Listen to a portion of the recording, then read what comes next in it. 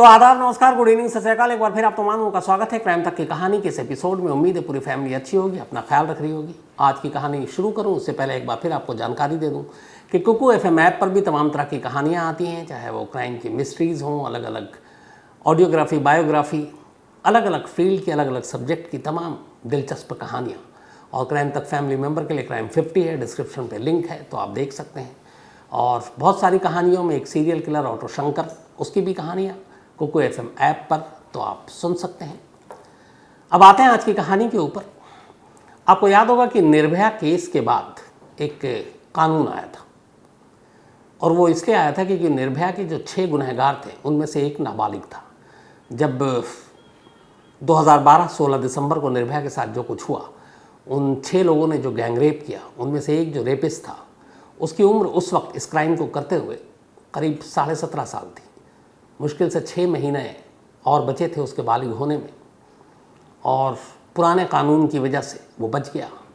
हालांकि कहते हैं कि सबसे ज़्यादा जो जुल्म उसने ढाए थे, लेकिन नाबालिग की कैटेगरी में आया था, 17.5 साल की उम्र थी। तो इसीलिए उसे सिर्फ 3 साल की सज़ा हुई, क्योंकि जुवेनाइल जस्टिस बोर्ड के हिसाब से जो सज़ा मैक्सिमम है नाबालिग के लिए। और 3 साल के बाद वो आज़ाद भी हो गया।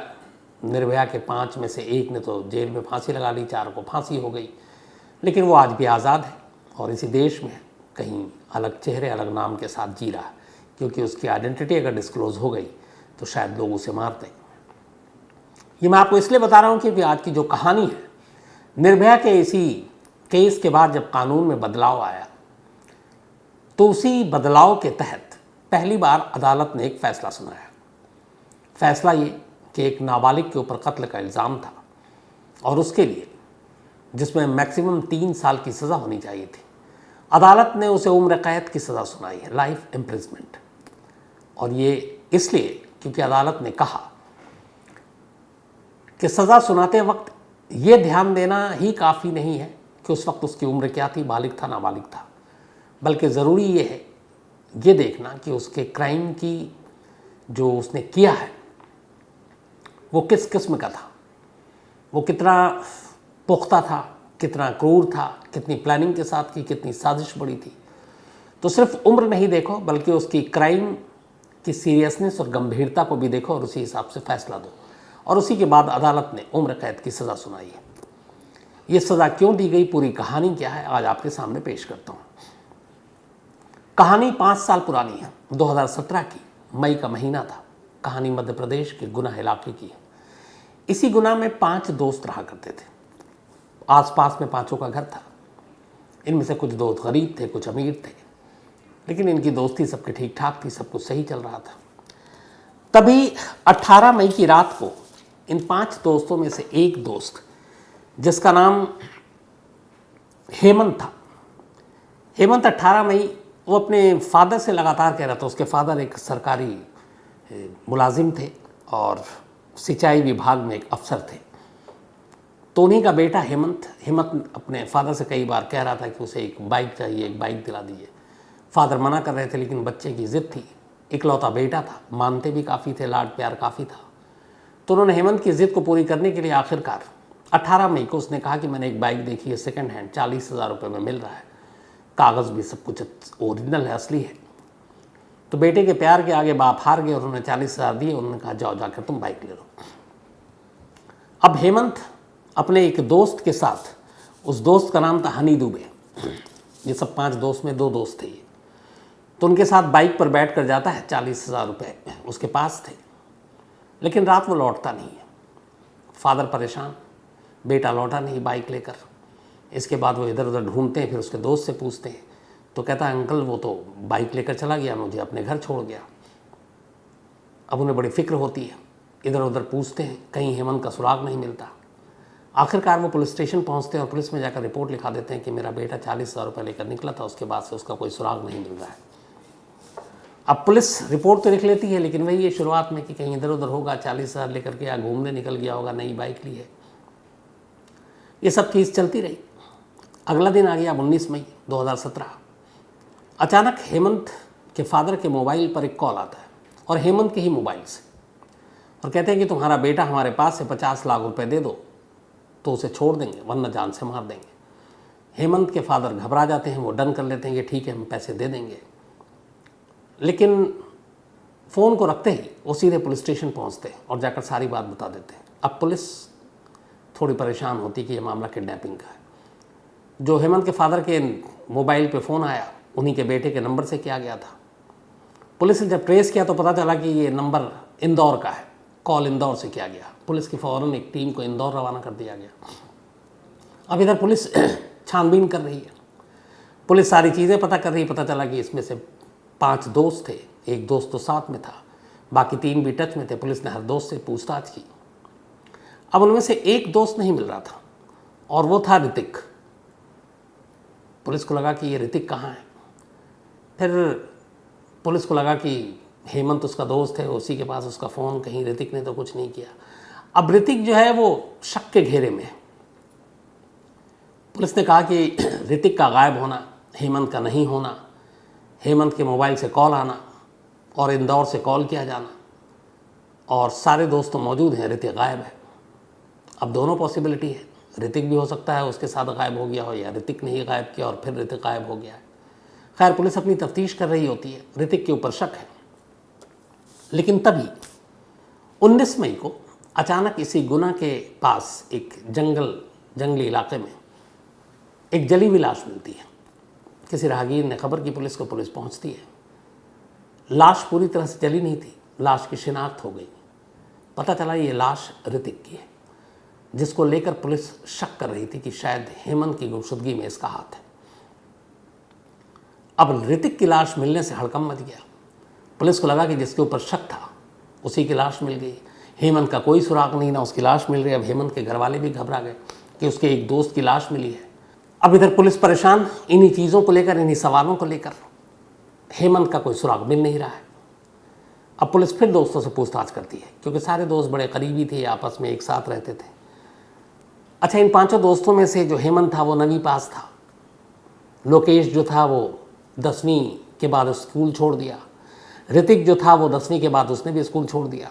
हनी दुबे जो था वो भी 10th में था, और एक और दोस्त था। ये जो 5वां दोस्त था ये सबसे ज़्यादा पढ़ा लिखा था। तो पुलिस अपनी तफ्तीश कर रही है। एक लाश मिलने से यहाँ गुना में हड़कंप मचा हुआ है, इधर उधर ढूंढ रही है। अब पुलिस शक कर रही है बाकी बचे 3 दोस्तों पर कि कुछ ना कुछ गड़बड़ है। अच्छा, इत्तेफाक से हुआ ये कि जो ऋतिक की जब लाश मिली तो उसके थोड़ी दूरी पर ही एक फ़ोन भी मिला, और वो फ़ोन हेमंत का था। अब यहाँ पे कहानी में ट्विस्ट कि शायद इंदौर से फ़ोन करने वाला वाकई ऋतिक था, वही रैंसम मांग रहा था। तो अब ये हुआ कि ये अकेले तो हो नहीं सकता, और भी दोस्त तो शामिल नहीं हैं। तो अब रडार पे आते हैं ऋतिक के बाद एक तो हनी दुबे जो उस रात बाइक पर सवार था, और इसके अलावा एक लोकेश लोढ़ा नाम का दोस्त इनका। अब पुलिस हनी दुबे और लोकेश लोढ़ा से पूछताछ करती। दोनों बताते हैं कि अंकल हम तो, उसने बताया कि मैं उस रात गया था 18 मई को, लेकिन उसके बाद बाइक लेकर वो चला गया, मैं अपने घर आ गया। लोकेश ने कहा मुझे कोई जानकारी नहीं, मेरी मुलाकात नहीं हुई। लेकिन पुलिस ने इन लोगों पे कहा कि कुछ ना कुछ शक है। अब 19-20 मई की तारीख आ गई। पुलिस के सामने अब एक और नई चीज़ आ जाती है, और पुलिस खुद उलझ जाती है कि ये हो क्या रहा है। ऋतिक की लाश मिलने के अगले ही दिन अब लोकेश लोढ़ा की लाश मिलती है, वहीं गुना में एक जंगल में, और ठीक उसी तरह जली हुई, गला उसका कटा हुआ किसी बोतल से, और ऐसे ही गले पे मार्क थे ऋतिक के भी। तो कत्ल का तरीका एक था, लाश मिली। अब पुलिस परेशान, और पुलिस के सामने दिक्कत ये कि जिन जिन पर शक हो रहा उनकी लाशें मिल रही हैं। ये मामला क्या है, माजरा क्या है। अब 2 लाशें 2 दोस्तों की मिल चुकी, और जहाँ से ये कहानी शुरू हुई, जो पहला दोस्त जो गायब हुआ 18 मई की रात को, हेमंत, उसका कोई अता पता नहीं है, कोई सुराग नहीं है कि वो है कहाँ। अब इधर 2 दोस्तों की लाश मिलने के बाद गुना में लोगों को भी गुस्सा भड़क गया, पुलिस के ऊपर भी वो बिफरने लगे। इधर हेमंत के घर वाले भी जो हैं, उनके माँ बाप भी पुलिस को लेकर गुस्सा थे कि उनका बेटे का कोई सुराग पुलिस ढूंढ नहीं रही है, और उस उल्टे उसके दोस्तों की एक लाश मिल रही है। 2 लाशें मिल चुकी, हेमंत का कुछ पता नहीं है। अब पुलिस ने अपने सारे घोड़े खोल दिए इस केस को सुलझाने के लिए। इधर उधर से बहुत सारी तफ्तीश की। अब पुलिस को फिर शक आता है, शक आकर रुक जाता है 2 और दोस्तों पर, जो 5 दोस्त में से जो बचे थे। एक हनी दुबे और एक और पांचवा जो सबसे पढ़ा लिखा था। उस पांचवें दोस्त से पहले पूछताछ होती है। वो आता है, वो बताता है कि हम दोस्त हैं, मिलते हैं, जुलते हैं, लेकिन उसकी सारी लोकेशन 18 की, 19 की, 20 की, ये सारी लोकेशन जो उसने बताया वो मैच कर गया और पुलिस को लगा कि ये सच बोल रहा है। उसके मोबाइल और बाकी चीज़ों से भी कोई ऐसी जानकारी मिली नहीं। तो पुलिस की नज़र में वो शक के दायरे से बाहर हो गया था। अब सिर्फ बचा विकास, वो हनी दुबे। अब ये नाबालिग, लेकिन आखिरी वक्त में हेमंत के साथ यही। पुलिस ने उससे पूछताछ की, उसने फिर वही कहानी दोहराई। कोई सुराग नहीं मिल रहा। इसी दौरान में कहीं से पुलिस को पता चलता है कि जो हनी दुबे है, इसकी मां से पूछताछ करो, शायद केस खुल जाए। पुलिस ने हनी दुबे की मां के अब प्रोफाइल और मां की सारी चीज़ों को चेक करना शुरू किया। पता चला कि उसकी मां पावरफुल है, बड़े बड़े लोगों का आना जाना है, कई बैड जो एलिमेंट्स हैं, क्रिमिनल, उनका भी उनके घर पर आना जाना है। और कई बार तो ऐसा हुआ कि एक बार हेमंत कहीं जा रहा था शायद, और अपने दोस्त के साथ, और ट्रैफिक वाले ने चालान काट दिया। उसके दोस्त की स्कूटर जब्त हो गई। उसने माँ को बताया हनी दुबे की, हनी माँ के दुबे ने एक फ़ोन किया और गाड़ी छूट गई। तो वो बड़ा खुश हुआ। और हेमंत का हनी दुबे के घर आना जाना था। अब जब ये सारी जानकारी मिली और कोई सुराग और सिरा मिल नहीं रहा, तो पुलिस ने कहा कि अब हनी दुबे और उसकी मां पूनम दुबे, इनसे पूछताछ की जाए तसल्ली से, क्योंकि 2 लाश मिल चुकी है, बाकी का सुराग नहीं है। अब उसके बाद इन दोनों को बुलाकर पूछताछ शुरू की गई। दोनों शुरू से सब कुछ नकारते रहे, लेकिन फिर पुलिसिया तफ्तीश में सब कुछ सामने आ गया। एक ऐसी कहानी जिसमें तमाम उतार चढ़ाव, मोड़, पेचोखम थे। और इन दोनों से पूछताछ के बाद गुना के उन्हीं जंगलों के एक इलाके में पुलिस की टीम एक बार फिर जाती है, और वहाँ अलग अलग जगहों पर कुछ लाश के टुकड़े मिलते हैं, वैसी ही जली हालत में, गले पे कट का निशान। उस लाश की शिनाख्त होती है हेमंत के तौर पर, जो 18 मई को गायब हुआ था। तो अब 3 लाश मिल चुकी थी, 3 दोस्तों की लाश, और तीनों नाबालिग थे। और जो चौथा जिसको पुलिस, हनी दुबे जिसको पकड़ा था, वो भी उस वक्त नाबालिग था। अब उसकी माँ और उससे फिर पूछताछ हुई। इसके बाद इन दोनों ने पूरी कहानी सुनाई। ख़ास तौर पर कुछ कहानी ऐसे था, कुछ कहानी के पन्ने जो सिर्फ माँ जानती थी, कुछ जो सिर्फ बेटा जानता था। उन दोनों के पन्नों को जब जोड़ा गया तो कहानी कुछ यूँ बनी। पूनम दुबे अपने पति से अलग रहती थी, अपने बेटे हनी दुबे के साथ गुना में। उसे पैसों का काफ़ी लालच था। पैसे ज़्यादा थे नहीं, पर वो अच्छी ज़िंदगी जीना चाहती थी। बेटा उसका हनी दुबे स्कूल में पढ़ रहा था। इसी दौरान में उसने देखा कि उसके घर के कुछ दूरी पर हेमंत रहता है। हेमंत के पिता सिंचाई विभाग में अफसर थे, ठीक ठाक पैसे थे, घर की माली हालत अच्छी थी। तो उसे लगा कि ये लोग पैसे वाले हैं। अनजाने में, अब यहाँ देखिए रिश्तों और जुर्म का कैसा खेल होता है, उसने कहा कि इस हेमंत के घर वालों से दोस्ती करनी चाहिए। अब हेमंत की उम्र उसके बेटे की उम्र के बराबर थी। उसने अपने बेटे हनी दुबे को अनजाने में कहा कि तुम थोड़ा अच्छे दोस्तों से दोस्ती रखा करो, जैसे ये लड़का है हेमंत, इससे मिला जुला करो। अब हनी दुबे को लगा ठीक है, हनी जाकर हेमंत से मिलने लगा, फिर दोनों में दोस्ती हो गई। अब हेमंत के कुछ और दोस्त थे, जैसे लोकेश, ऋतिक, एक और, तो उनके दोस्त फिर कॉमन फ्रेंड हो गए। अब धीरे धीरे इन 5 दोस्तों की एक मंडली बन गई। ये आने जाने लगे। इस दौरान में अब दोस्ती हुई तो कई बार पूनम भी हेमंत के घर गई, लोकेश के भी घर गई, और हेमंत भी अब हनी के घर आने लगा। और यही कहानी शुरू हुई। बेटे को अनजाने में उसने एक साजिश का पहले मोहरा बनाया, हेमंत से दोस्ती कराई, और असली नज़र उसकी कहीं और थी।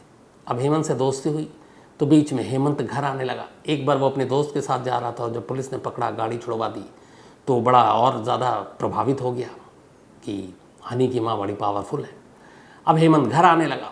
जब घर आने लगा तो यहीं पे पूनम ने हेमंत को एक साजिश के दूसरे मोहरे के तौर पर फंसाना शुरू किया, और हेमंत के साथ उसने रिश्ते बनाए, अपने ही बेटे के दोस्त के साथ जो नाबालिग है।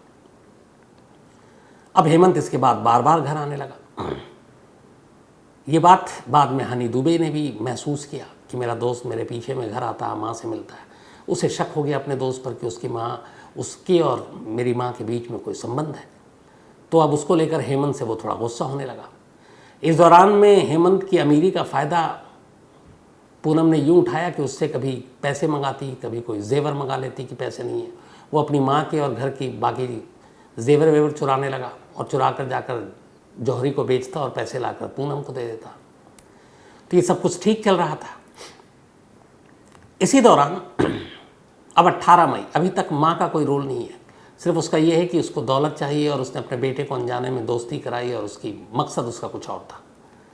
18 मई को अब बाइक लेने के लिए हेमंत अपने बाप से 40,000 लेकर निकलता है। ये बात हनी दुबे को पता थी कि वो बाइक खरीदेगा, अपने दोस्तों में शेयर किया। उसने कहा चल मैं भी चलूँगा, उसने कहा ठीक है। अब वो बैठा, दोनों साथ गए। रास्ते में अब हनी को ख्याल आ रहा है कि ये मेरे घर आता है, मेरी माँ के साथ इसके संबंध है, गुस्से में था ही था।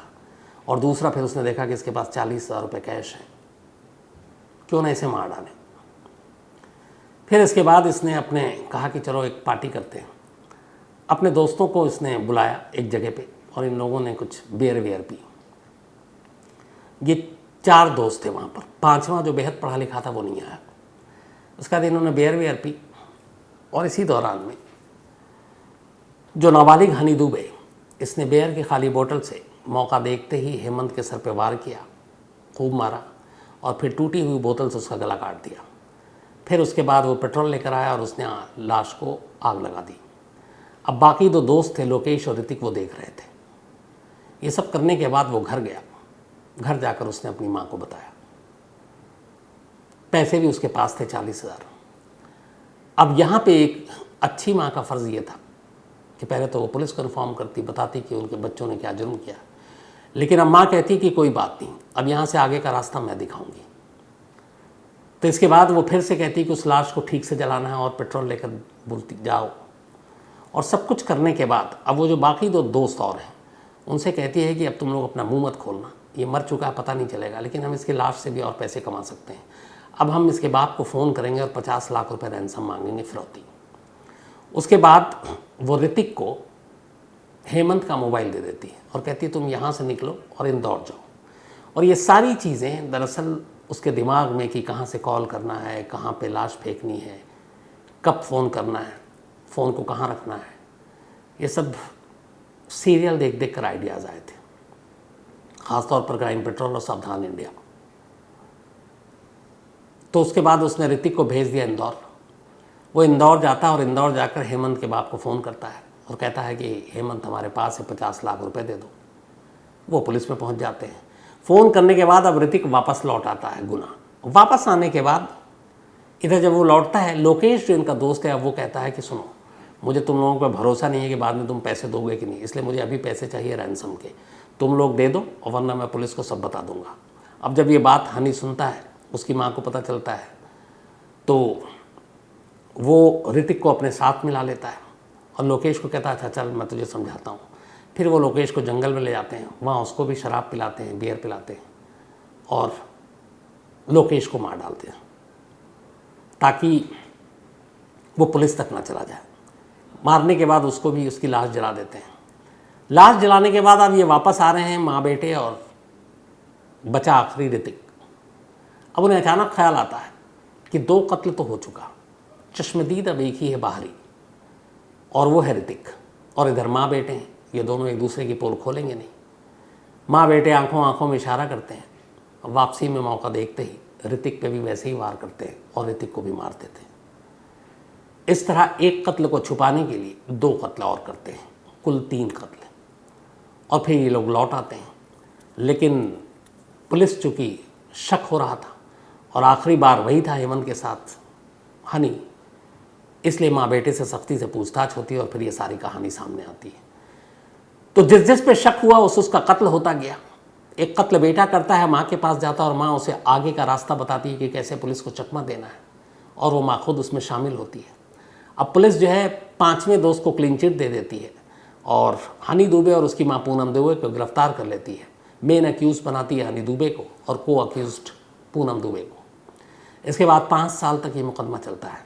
5 साल तक मुकदमा चलने के बाद अभी चंद रोज़ पहले, कुछ दिन पहले, वहाँ की निचली अदालत का फैसला आता है और निचली अदालत हनी दुबे और उसकी मां पूनम दुबे को उम्र कैद की सज़ा सुनाती है, लाइफ इम्प्रिजमेंट। चूँकि जब जुर्म हुआ तब हनी की उम्र 17 साल के करीब थी, नाबालिग था, लेकिन अदालत ने अपना फैसला सुनाते वक्त कहा कि जुर्म करते वक्त जो उसने किया, हम सिर्फ उसका उम्र नहीं देखेंगे, बल्कि हम देखेंगे कि ये जुर्म कितना गंभीर था।